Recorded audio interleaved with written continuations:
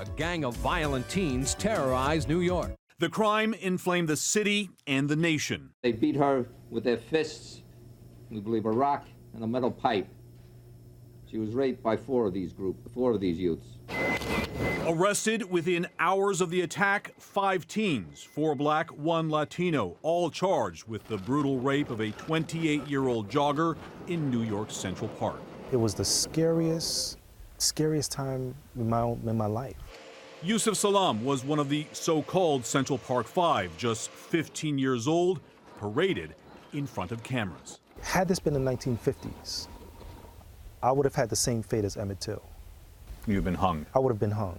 2 weeks after their high-profile arrest, Donald Trump took out full-page ads in 4 major newspapers calling for the death penalty to be reinstated. Trump wrote, "Criminals must be told that their civil liberties end when an attack on our safety begins." He was literally like the fire starter. He lit the match. Salaam served his full sentence, nearly 7 years in prison, as did all the Central Park 5. But none of them were guilty. Men cleared after spending years in prison for a crime they did not commit.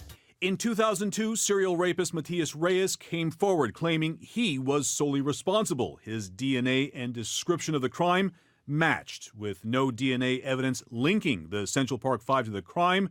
Their sentences were reversed. When we heard that the verdicts were being vacated, it was like the best feeling in the world.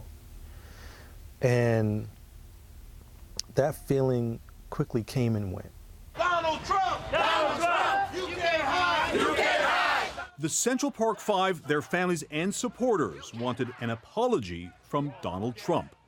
The billionaire refused, telling the New York Times they confess. Now they say they didn't do it. Who am I supposed to believe? Those confessions, parents and lawyers said, were coerced. They ain't give him no food. They ain't give him no sleep for 43 hours. That's how they did it. The 5 sued New York City and settled for $41 million in 2014.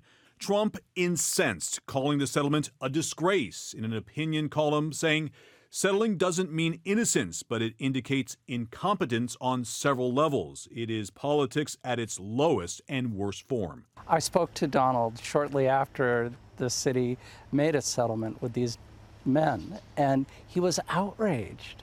Michael D'Antonio's The Truth About Trump follows the billionaire's rise to the top of the GOP ticket. He's not a person who takes in new information and then adjusts and accepts reality. The only reality that matters to him is his judgment, which was rendered many years prior. No matter how total the vindication for the Central Park 5, there is still one thing they'd like to see. I keep saying to myself, one day, Donald Trump is going to perhaps take a full-page ad out and apologize to the Central Park 5.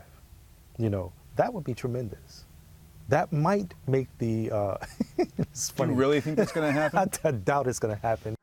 In a statement to CNN, Trump not only didn't apologize, but said they admitted they were guilty. The police doing the original investigation say they were guilty. The fact that the case was settled with so much evidence against them is outrageous. Yusuf Salaam denies any wrongdoing that night. And as for the actual rapist, Matias Reyes, he is currently serving 33 years to life for a series of rapes, but interestingly, not for this one. By the time he admitted to the crime, the statute of limitations had already run out.